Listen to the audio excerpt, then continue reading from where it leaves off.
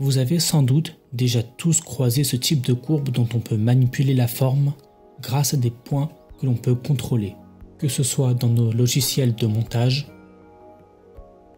ou alors le format d'image SVG nous permettant de zoomer sans flou, et même des animations 2D ou 3D utilisées par exemple dans des jeux vidéo pour créer des circuits, pour créer des polices d'écriture aussi, et originellement créées pour concevoir des pièces de carrosserie d'automobile.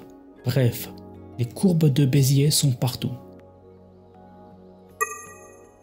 Avant de tracer nos premières courbes, commençons d'abord à créer une courbe de Bézier à 2 points, plus communément appelée l'interpolation linéaire. Plaçons-nous sur un plan avec nos 2 points. La formule de l'interpolation linéaire sera la suivante. Quand t est égal à 0, b sera multiplié par 0, et donc il ne nous restera que a. Et de même, si je mets ma variable à 1, a sera multiplié par 0, et il ne nous restera que b. Et maintenant, si je trace le chemin parcouru par mon point, je retrouve mon interpolation linéaire. Et maintenant, augmentons le nombre de points à 3. Une courbe de Bézier à 3 points est nommée courbe de Bézier quadratique. Elle possède un point de contrôle. Maintenant, on va faire une interpolation linéaire, mais cette fois-ci de B à C. Enfin, pour tracer la courbe de Bézier quadratique, on va faire une interpolation linéaire de nos 2 interpolations. On peut le voir en quelque sorte que pendant que nos 2 points atteignent leur destination, le 3e point atteint la destination formée par nos 2 points. Prenez un petit moment pour y réfléchir.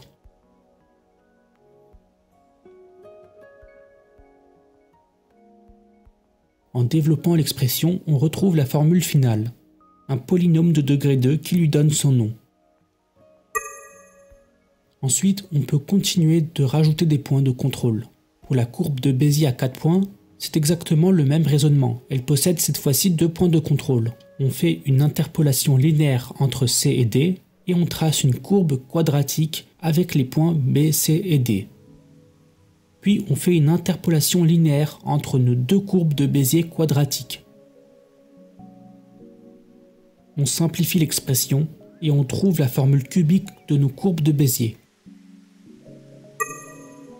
Maintenant, qu'est-ce qu'il se passe si l'on veut des courbes de Bézier, cette fois-ci avec 5 points, 10 points ou même 100 points, ou plus généralement un nombre quelconque de points? Avec 5 points, il faudra interpoler linéairement entre chaque ligne, puis encore interpoler pour créer des courbes quadratiques, puis encore interpoler pour créer des courbes cubiques, puis les interpoler entre eux pour finalement créer notre courbe à 5 points. Et d'ailleurs, il existe une formule généralisée pour les courbes de Bézier à n'importe quel nombre de points. Mais ouais, c'est un peu redondant et laborieux de faire toutes ces interpolations linéaires. Il faudra recréer à chaque fois la formule pour ajouter ou supprimer des points, et d'ailleurs une formule qui se complexifie à chaque nombre de points en plus, ce qui nous fait vraiment perdre en contrôle. N'en parlons même pas pour la complexité avec 1000 points, mais bien sûr, il y a une technique qui nous permet de régler ce problème.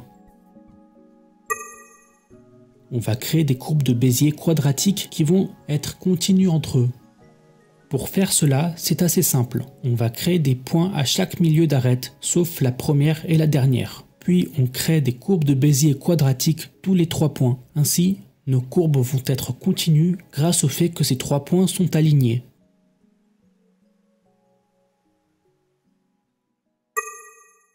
Maintenant, comment passer à la 3D? Pour passer à des courbes de Bézier en 3D, on doit rien faire en fait. C'est exactement la même formule. On doit juste rajouter une dimension Z. J'ai fait un petit programme qui montre les courbes de Bézier en 3D en réutilisant les concepts vus précédemment. Donc voici un morceau de code que j'ai fait sur OpenGL avec le C++. Et ce programme crée des courbes de Bézier à des emplacements aléatoires et continus entre eux. Et donc là on peut visualiser pour 10 points, 100 points, 1000 points, même 1 million de points. Et là ouais, c'est le chaos, ça commence à être difficile à distinguer les courbes. Après, les courbes de Bézier, c'est un vaste sujet à explorer.